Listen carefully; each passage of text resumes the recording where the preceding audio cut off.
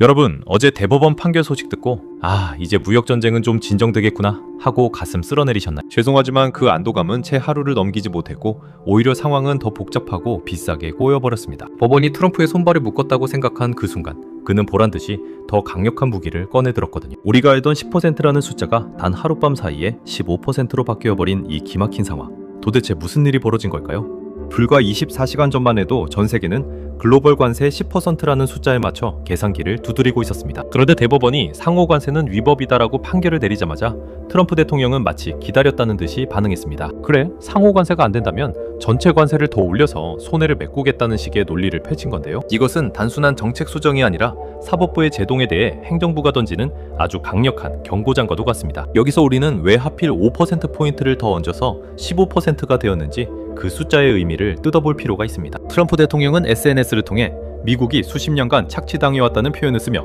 피해자 프레임을 강조했습니다. 즉, 법원이 막아선 부분만큼의 기대 수익을 다른 곳에서 그것도 더 확실한 방법으로 징수하겠다는 의지인 셈이죠. 기존의 10%가 경고의 성격이었다면 수정된 15%는 실질적인 징벌과 협상용 압박의 성격이 훨씬 강해진 겁니다. 더 놀라운 건 이 모든 조치가 먼 미래의 계획이 아니라 당장 코앞에 닥친 현실이라는 점입니다. 미 동부 시간으로 24일 0시 1분, 그러니까 우리가 잠든 사이에 이 거대한 관세 장벽이 세워지게 됩니다. 기업들은 대응책을 마련할 시간조차 없이 자고 일어나면 물건가표를 다시 써붙여야 하는 상황에 처했습니다. 보통 이런 중대한 경제정책은 유예기간을 두기 마련인데 이번에는 즉시 발효라는 초강수를 둔 것이죠. 이번 사태의 본질은 단순한 경제 논리를 넘어선 미국 내 권력기관 간의 정면 충돌로도 해석할 수 있습니다. 연방대법원은 법의 잣대로 대통령의 권한을 제한하려 했지만 트럼프는 다른 행정명령으로 이를 우회해버렸습니다. 이는 누가 진짜 미국의 키를 쥐고 있는가를 보여주려는 정치적 퍼포먼스의 성격도 매우 짙어 보입니다. 결국 고래 싸움에 등이 터지는 건 불확실성 속에서 사업을 해야 하는 전 세계 수출 기업들인 셈입니다. 미국 관세가 오르는데 왜 내 지갑이 걱정이야? 라고 생각하실 수도 있지만 경제는 톱니바퀴처럼 연결돼 있습니다.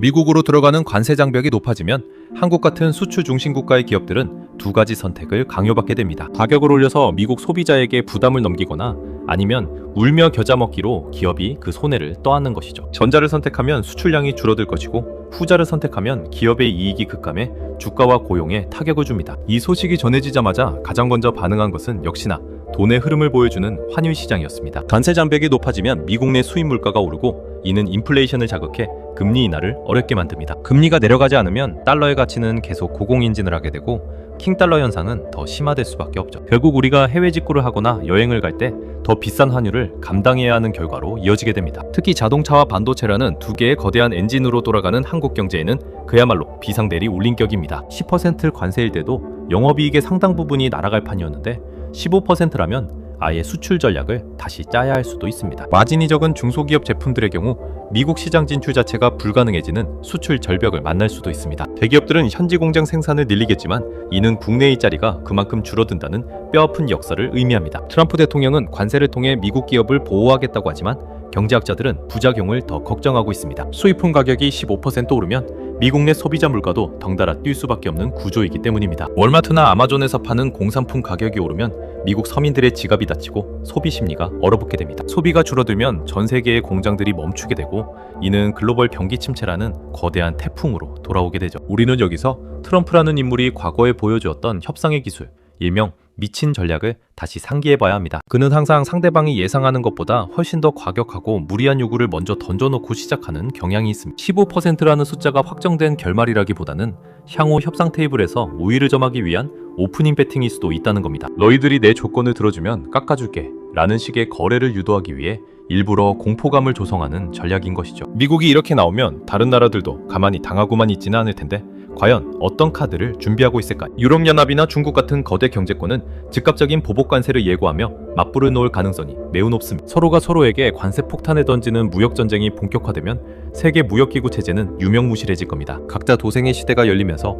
힘의 논리가 지배하는 정글 같은 무역 환경이 펼쳐질 것이라는 우려가 큽니다. 이런 거친 파도 속에서 수출로 먹고 사는 대한민국은 과연 어떤 생존 전략을 취해야만 살아남을 수 있을까요? 단순히 미국 정부에 로비를 하거나 사정하는 것만으로는 이 거대한 파고를 넘기에는 역부족일지도 모릅니다. 수출 시장을 다변화해서 미국 의존도를 낮추는 근본적인 체질 개선이 그 어느 때보다 시급해진 시점입니다. 또한 기술 격차를 더 벌려서 관세를 내더라도 대체 불가능한 슈퍼울의 위치를 확보하는 것만이 살 길입니다. 이제 곧 다가올 24일 0시 1분은 단순한 날짜 변경선이 아니라 세계 무역 질서의 패러다임이 바뀌는 순간입니다.